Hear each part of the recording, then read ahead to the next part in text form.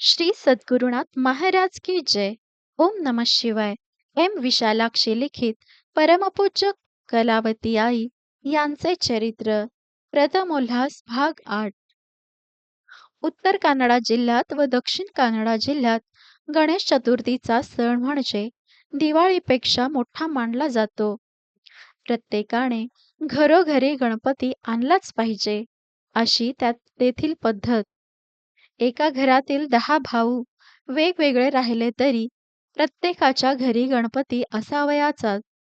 कारण देवाची आराधना करणे ही कुटुंब संरक्षणार्थ असते, असा सर्वांचा भाव असे. सार्वजनिक गणपती ठेवण्याची पद्धत नसल्याने घरच्या गणपतीकडेच विशेष लक्ष असावयाचे.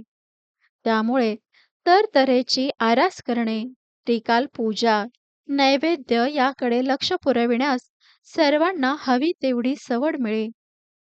गणेश चतुर्थीला 8-10 दिवस असताना नैवेद्याकरिता तरतऱ्हेचे लाडू, चकल्यांमध्ये 3 प्रकार, कडबोळ्यात 2 प्रकार, चिरोट्यात 3 प्रकार, करंज्यांमध्ये 5 प्रकार, एकंदरीत 21 तऱ्हेचे पदार्थ सोवळ्याने करून डबे भरून ठेवले जातात. चतुर्थीच्या दिवशी 21 तऱ्हेची पत्री, 21 तऱ्हेची फुले वाहून पूजा करणे, स्वयंपाकात 21 तऱ्हेच्या भाज्या करून मोदकासहित 21 तऱ्हेच्या पक्वान्नाबरोबर नैवेद्य दाखविणे आणि 5 आरत्या ओवाळणे, भटजींनी मंत्र म्हणणे आणि घरच्या यजमानांनी पूजा करणे. कोणी 1.5 दिवस तर कोणी 5 दिवस, कोणी 7 दिवस तर कोणी 10 दिवस गणेश पूजन करून प्रत्येकाने आपापल्या परसातील विहिरीतच गणपती पोहोचवायचा अशी पद्धत आहे. चतुर्थी जवळ आली की बाळच्या उत्साहाला भरते येई. गणेशाला बसावयाची खोली प्रथम शेणात दिव्याची काजळी घालून सारवून काळी भोर करी आणि तांदूळ भिजवून बारीक वाटून त्यावर पांढरा शुभ्र सुंदर असा खोलीभर गालिचा काढी. ती रांगोळी गणपती पोहोचवेपर्यंत व्यवस्थित राही. गणपती पोहोचवेपर्यंत रोज घरासमोरील रस्त्यावर सडा घालून तरतऱ्हेच्या रांगोळ्या काढणे. गणपती पुढे दरवर्षी निरनिराळी आरास करणे, हार गुंफणे, पूजेचे साहित्य तयार करणे, 21 तऱ्हेची फुले प्रत्येकी 21-21, 21 तऱ्हेची पत्री प्रत्येकी 21-21 हे निवडून ठेवणे, 5 आरतीची ताटे लिहिणे म्हणजे ताटे चकचकीत घासून त्यावर तेल किंवा डिंक घेऊन काडीने रांगोळी काढायची आणि खसखस, हळद, कुंकू याने ती रांगोळी भरून टाकायची. ही सर्व कामे करण्यात बाळ सदा दंग असावयाची.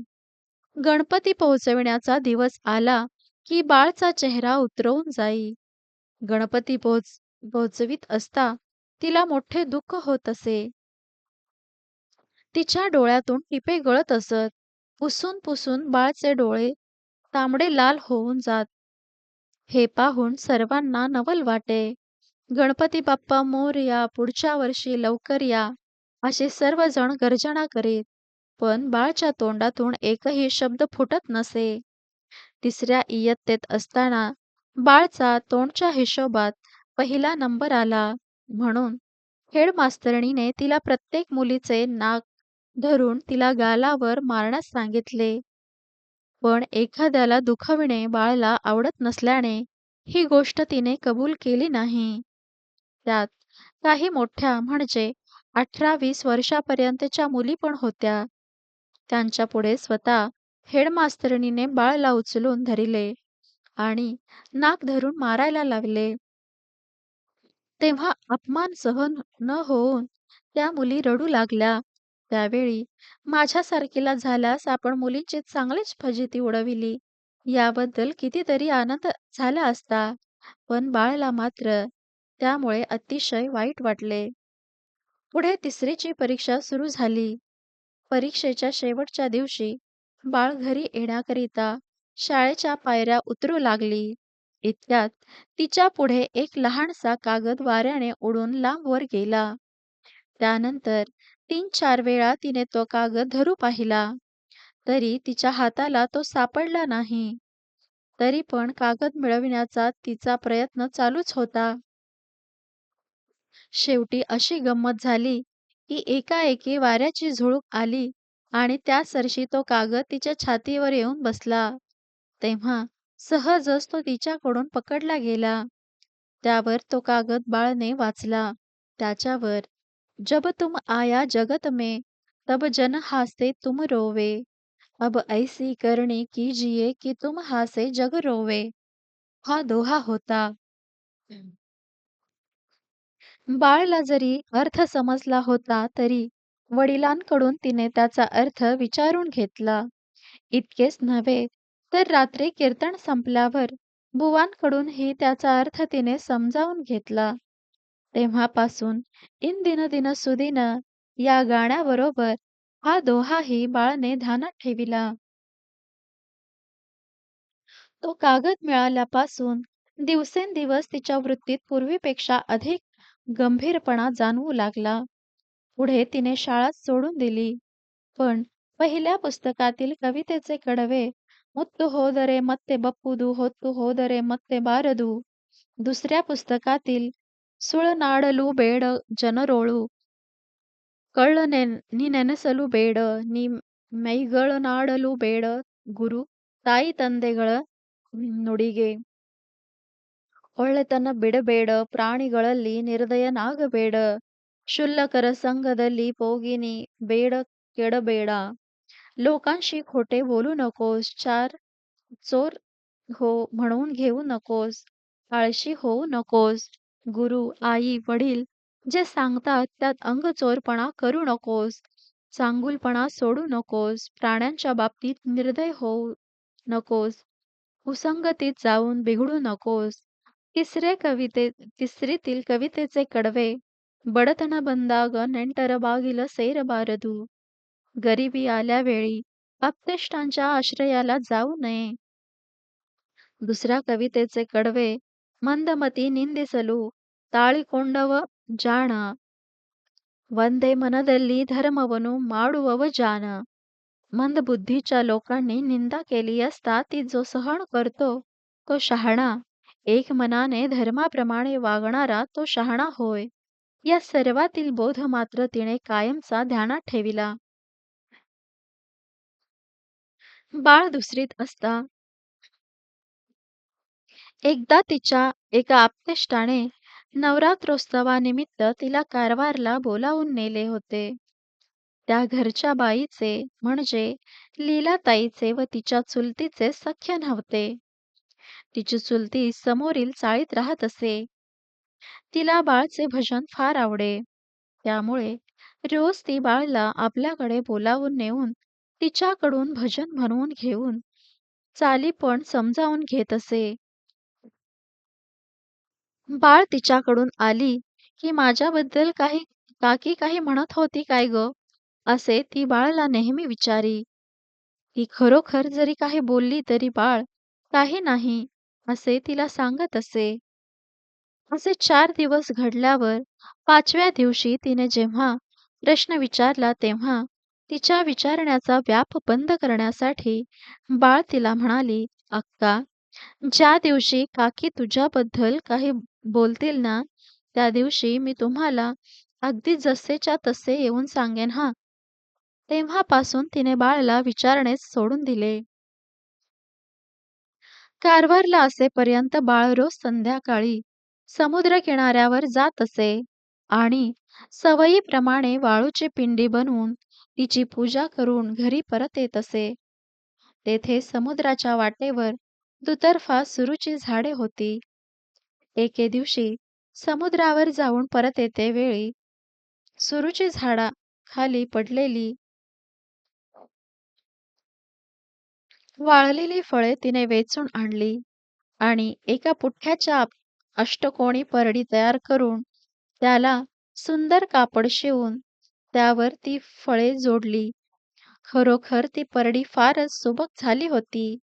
पुढे कारवारहून परत आल्यावर बाळ रोज फुले तोडण्यास तीच परडी नेऊ लागली. या वयापासूनच बाळने आळसाला हद्दपार केले होते असे वाटते. कारण केव्हाही पाहिले तरी तिची वृत्ती उत्साही असावयाची. एक क्षणही वाया घालविलेला तिला खपत नसे. कोण कोणतेही काम असो, ते एकदा हाती घेतले, की त्यात प्रावीण्य मिळवूनच दुसऱ्या कामाच्या पाठीमागे लागावयाचे. तसेच कोणतीही गोष्ट एकदा मनात आली, की लगेच करूनच सोडावयाची हा बाळचा स्वभाव. एके दिवशी 2 प्रहरची आरती संपल्यावर स्वामी बाळाला उद्देशून म्हणाले, "पुढच्या आठवड्यात मी गोव्याला जाण्यासाठी निघणार आहे. तेव्हा माझी आठवण म्हणून एखादी वस्तू मी तुला द्यावी म्हणतो. करिता अगदी मोकळ्या मनाने तुला काय पाहिजे ते मला सांग." तेव्हा देव्हाऱ्याकडे बोट करून बाळ म्हणाली, "मला तो गोपाळकृष्ण फार फार आवडतो." तेव्हा स्वामीजींनी लगेच ती मूर्ती उचलली आणि "ही घे बाळ" असे म्हणून त्यांनी ती तिच्या हातात दिली व आजपासून हा गोपाळकृष्णच सर्वस्वी आपला आहे असे समजून याचे लाड करीत जा. काही गाऱ्हाणे सांगायचे असेल तर ते याच्या पुढे सांग. हाच तुझ्या सर्व काही इच्छा पूर्ण करील, असे म्हणाले. त्यानंतर काही छोटे, काही मोठे असे ग्रंथ पण त्यांनी बाळाला दिले आणि हे रोज वाचत जा हं, असेही सांगितले. थोड्या वेळाने बाबूरावांकडे वळून स्वामी म्हणाले, "बाबूजी, ही तुमची मुलगी सामान्य नव्हे बरं का. तुमच्या अनेक जन्माच्या तपश्चर्येचे फळ म्हणून ही तुमच्या कुळात जन्माला आली आहे. हरिनामाच्या योगे करून ही साऱ्या जगाला आपलेसे करील. हिच्या लग्नासाठी तुम्हाला खटपट करावी लागणार नाही. गोपाळ नावाच्या मुलाबरोबर सहजासहजी हिचे लग्न जुळून येईल. वयाच्या 18 वर्षापर्यंतच हिचे तुमच्यामध्ये राहणे होईल. त्यानंतर ती विरक्त होऊन सर्वांपासून दूर जाईल. तन्निमित्त बंधू-बांधव, आप्तेष्टच नव्हे, तर पोटची मुले देखील तिच्याकडे तिरस्काराने पाहतील. हिचा अपमानही करतील. पण शेवटी सर्वांना हिचे महत्त्व कळून चुकेल आणि सर्व हिच्या ठिकाणी नम्र होतील. पुढे ठरल्याप्रमाणे स्वामींनी गोकर्णाहून प्रयाण केले. मुलांना सोडून गावी गेलेली बाई परत आल्यावर मुले जशी तिला घटकाभर सोडण्यास तयार होत नाहीत, म्हणजे सारखे तिला बिलगून राहतात, त्याप्रमाणे चंदनाचा गोपाळ कृष्ण सोडून गेल्यावर बाळाला 5-6 दिवस जे काही विरह दुःख झाले, त्यामुळे स्वामींनी दिलेल्या गोपाळ कृष्णाला बाळ सारखी बिलगून राहू लागली. सकाळी उठून देवापुढे तऱ्हेच्या रांगोळ्या काढणे, फुले गोळा करून हार गुंफणे आणि ते कृष्णाच्या गळ्यात भरगच्च घालून राहिलेल्या फुलांची देवासमोर आरास करणे, असा तिचा नित्यक्रम सुरू झाला. एक फूल तयार करायला देवाला किती श्रम पडत असतील, असे म्हणून ती फुलांच्या झडलेल्या पाकळ्यापैकी एकही वाया जाऊ देत नसे. कधी माशाच्या तर कधी कासवाच्या आकारात त्या फुलांच्या पाकळ्या देवापुढे मांडून ठेवी. कधी त्याचा गालिचाही तयार करी. एकूण त्यातच तिचा सारा दिवस जात असे. रोज पूजेअंती ती देवाला आळवी. त्या समयी, "हे प्रभो, मी लहान आहे ना, तेव्हा माझ्याकडून तुझ्या सेवेत काही चुकत असेल तर तू रागावू नकोस हं. तुला आवडेल तशीच माझ्याकडून तू सेवा करून घे. तुझ्या पायापासून क्षणभरही मला दूर ठेवू नको. तू पाणी झालास तर मला माशाचा जन्म दे. तू हरीण झालास तर मला पाडस कर. तू डोंगर झालास तर मी गवत होईन. तू मोती झालास तर मी सूत होईन. तू मेघ झालास तर मी चातक होईन. सध्या तू देव आहेस ना, म्हणून तुझे दासत्व मला दे." असे म्हणत असे. त्यावर ती ध्यान करी. रोज पूजेअंती गीतेचा, शिवलीलामृताचा एक एक अध्याय व मनाचे श्लोक यांची पारायणे करण्याचा तिचा नेम असे. दोन प्रहरी, हरिविजय, भक्तिविजय, पांडव प्रताप, काशीखंड, दत्त भार्गव, योग वासिष्ठ, रामायणादी ग्रंथांचे ती अध्ययन करी. बाळला जरी मराठी अक्षरांची ओळख नव्हती, तरी पुण्य जोडण्याच्या तीव्र उत्कंठेमुळे मोडके तोडके का होईना वाचून त्यातील रस ती घेत असे. श्रावण सोमवार, एकादशी व शिवरात्र या दिवशी बाळ शेतातून तुंब्याची फुले आणून ती ओम ओम ओम असे म्हणत महाबळेश्वरावर वाहत असे. गोकर्णाला ती फुले आणायला वसाभर मिळत असत. ही तरी देखील स्वकष्टाने केलेली सेवा देवाला फार आवडते, अशी तिची श्रद्धा असल्याने तिने ती विकत कधीच घेऊन देवाला वाहिली नाहीत. श्री सद्गुरुनाथ महाराज की जय. परमपूज्य गुरुदेवता श्री कलावती माता की जय.